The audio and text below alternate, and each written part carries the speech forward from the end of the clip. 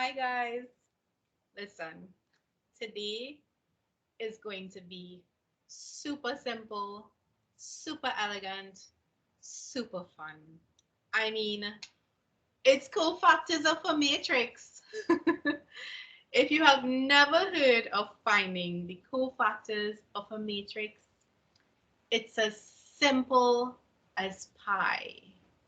So take out a snack, grab your bite to eat, just sit back and relax and chill as we do cofactors of a matrix, y'all. Yeah. Okay, so first up, the first thing I want to recap or re-highlight is just our simple layout of matrices. By now, after watching several of my videos, you guys are now understanding the concept behind the naming of our elements within our matrix. So now you understand why A sub 11 belongs in that position. It belongs to row 1, column 1. Similarly, why does A23 belong where it stands? Because it belongs to row 2 and column 3. Why is the 2 written first? Because we write rows first, then columns.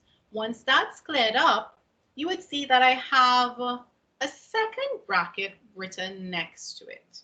You see, cofactors are so super easy that they just had to add something to make it a little bit, more. But it ain't nothing too shabby, so nothing to worry about, guys. So when you're finding the cofactor of a matrix, you can recall when you had to find like the determinants, and you had to eliminate certain rows and columns, etc. And you had to cross off the relatives, rows and columns. Something like that in videos previously. It's similar to that. Let me explain instead of saying some, right? Let me show you guys. So for example, let's just say we wanted to find the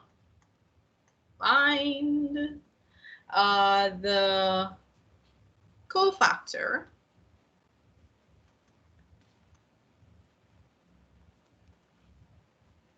of let's just say A11.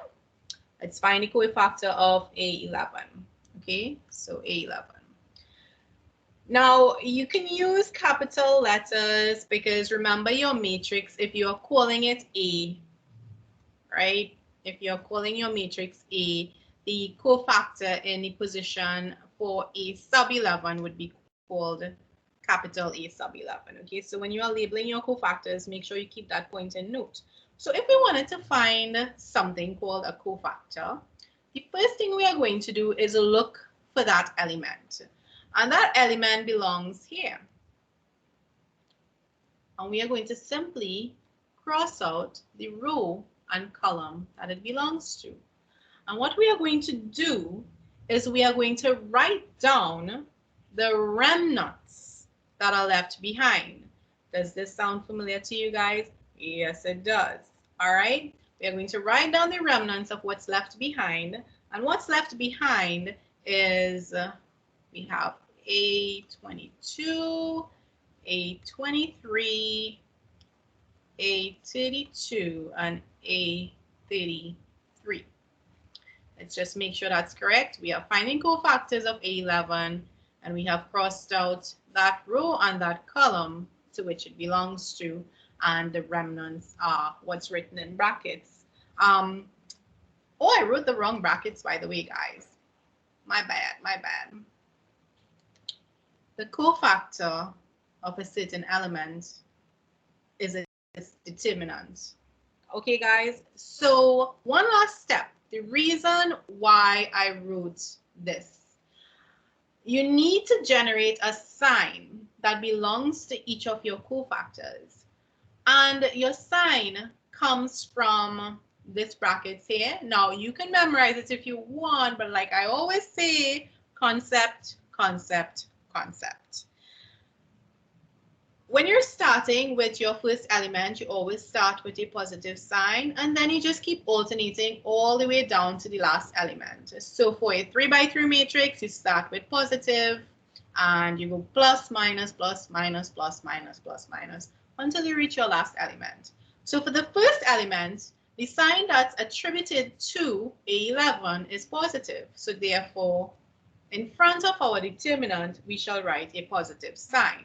Now, we all know that plus is kind of understood to be there, so you don't really need to write that sign. But essentially, guys, that's it. That's how you find the cofactor for particular elements. Let's try another one. Let's try finding, let's find the cofactor of A22. All right, so we have one in the middle there. Now, first up, let's see the sign. The sign is positive here, so we'll write positive, write our determinant sign, and we're going to use a different color here, highlighting that. Let's see what gets eliminated. All right, so we have that, and that is eliminated, and we end up with, in brackets, we'll end up with A11, A13, everything that's not crossed off by green, A31, and A33. Okay, guys, so those are the signed, if you want to call it, sometimes they say signed cofactors, S-I-N-G, they just highlighting the fact that you made sure you put your relevant sign in front. Those are the cofactors of A22. It will obviously work out to be a value because the determinant has a formula. Let me show you guys how we would apply this in a question. I think I'll clear my screen here. Okay.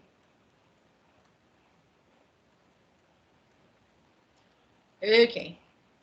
So getting into a question, if they asked us to find the matrix of cofactors. Now notice they are asking us to find a matrix, a full matrix. So if the question is asking you to find a matrix of cofactors, it means that you have to find every single cofactor of that matrix. So let's just say we have a matrix B, and it's given by 1, -1, 1. Then we had 2, 3, 1, 1, 2, 4. All right, let us begin.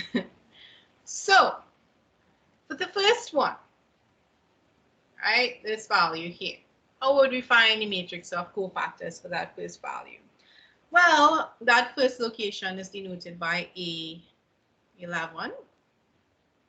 And remember, we start with our positive sign. I'll write it out here. Our sign alternates starting from positive, negative, positive, negative, positive, negative, positive, negative, positive. Okay? So the first cofactor will be positive, the determinant of something. And if I am highlighting my first value here, then the remnants would be 3, 2, 1, 4. Next up, A12, which is my second value. If I would like to highlight the existing sign, we would have a negative. And then within brackets, the remnants of my, after you eliminate the relevant rows and columns, you should get -1, 2, 1, 4. Also, I'm going to work out the determinants on screen.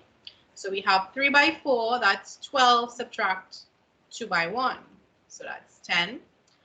We have -1 by 4, subtract 2, that's -6. And then take note that you had that minus sign outside. All right, so That gives us positive 6, right? This sign outside here, don't forget to bring it in like I did. I caught it in time though. That's most important. And then continue working the sign cofactor of column 1. Going down the road here, guys, we're gonna get this one. I'm gonna use my color of this one here.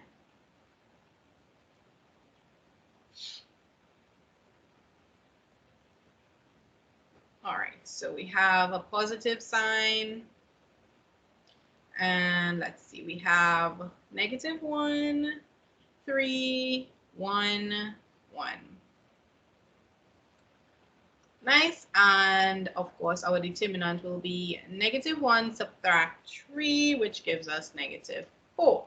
So that takes care of the first row on each of the first columns. Those are the 3 cofactors of this 3 by 3 matrix. Now, if we had to set up this matrix using cofactors, because the question is asking us to find a matrix of cofactors, then essentially what you do is for each that you get a value for, you write them in your relevant locations. So when we were finding the cofactor of the first, we got 10, so we write it in that relevant position. For a sub 12, we got 6, so we write it there. Then the next one, we got -4, and we write it there. And you continue writing all of your values until you have finished finding the cofactors all the way down to the last value. And I'll just write on screen what the solutions are for this question. You can spend your time working out the rest of them using the same process, taking your time, and you should generate that the matrix of cofactors for this question works out to be 10, 6, -4, -7, 3, 1, and 1, -3 with 5. So it's not too shabby, it's not too bad. I think the most difficult thing is remembering all the different processes and types of questions involved in matrices. Sometimes they ask you to use Cramer's rule. Sometimes you have to find the inverse of a matrix. Sometimes you need to find a matrix of cofactors. And to be honest, if I give you guys some word of advice, words of wisdom, shall I say, it all comes with practice. Only through practice does your brain get a chance to process what's taking place. And through repetition, your brain develops something called like a memory bank, where it gets stored in a long-term memory bank instead of the short-term. And when that happens, it becomes so much easier. When you see certain keywords like cofactors, these processes stand out to you. The brain uses a lot of imagery in processing, believe it or not. So the more questions you practice, I'm not saying if you look at this for 5 minutes on a video, you would not be able to do it. But hey, perhaps you might be able to do it the 5 minutes right after the video, maybe the next 2 days. But in a month, you may forget. You may forget, in all honesty. So guys, you need to keep reviewing, keep revising, keep practicing, and you get really good. So once again, if you guys have any questions or you would like to see a full tutorial on questions like these, please sure to leave a comment down below. If you would like to see any particular past paper questions shown, I can also do that as well. Whatever your fancy, just hit me up and like, comment, and subscribe. And I look forward to doing some more videos because we are almost at the end of matrices. So you guys, all the best. Take care and don't get stressed out, okay? See you guys soon. Bye.